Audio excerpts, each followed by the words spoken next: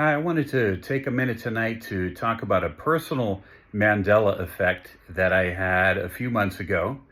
And for those of you that don't know, a Mandela effect is something that a large number of people remember the same way, and then it turns out to be incorrect. For instance, many people thought that Nelson Mandela died in prison back in the 80s, and he actually died in 2013.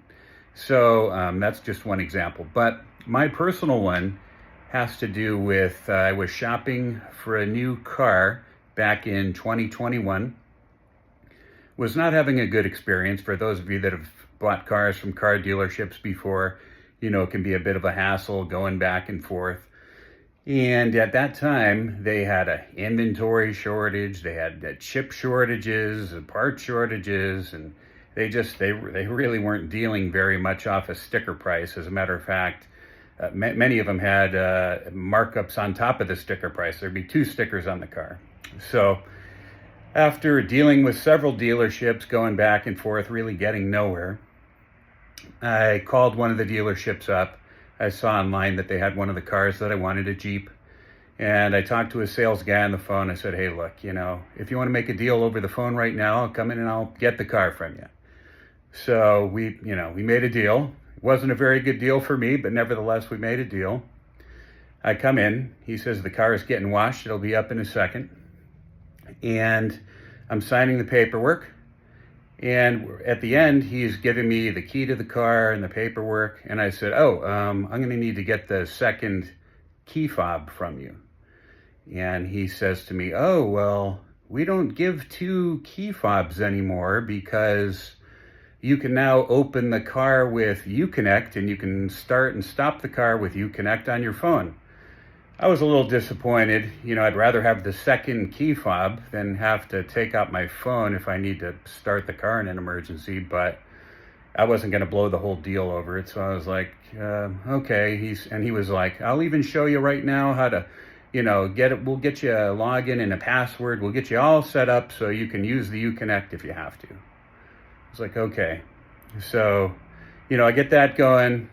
I get home, I'm talking to my friends on the phone. Yeah, I bought the car, this, that, and whatever. I didn't get a great deal on it. As a matter of fact, at the last minute, they even didn't give me two keys for the car, tried to tell me I could start it with the phone if I have to, blah, blah, blah.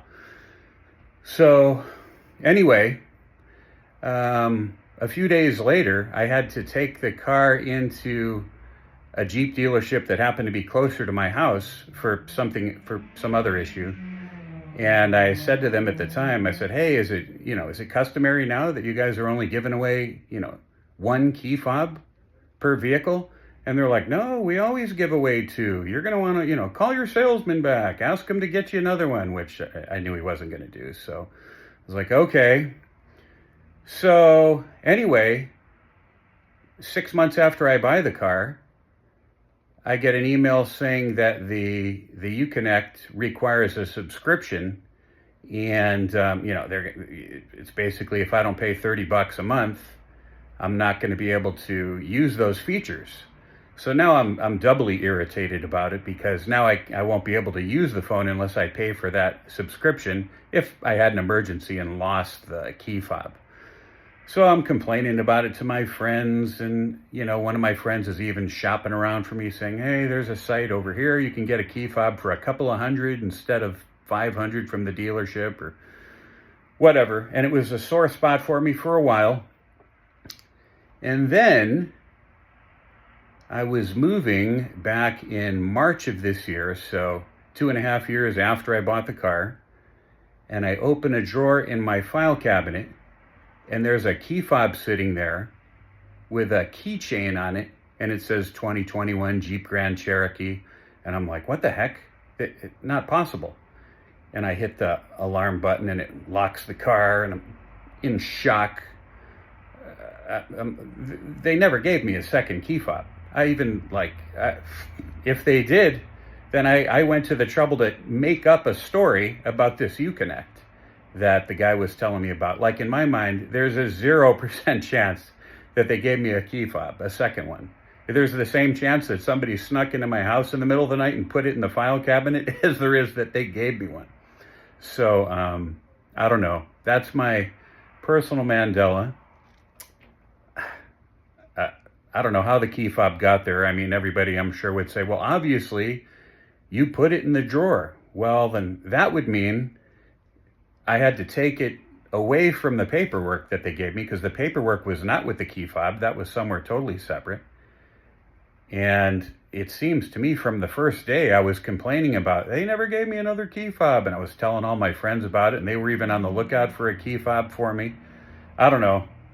I'm going to take this one to my grave. But nevertheless, there was a second key fob in the drawer. No idea how it got there. Some will say that it's me, but who knows?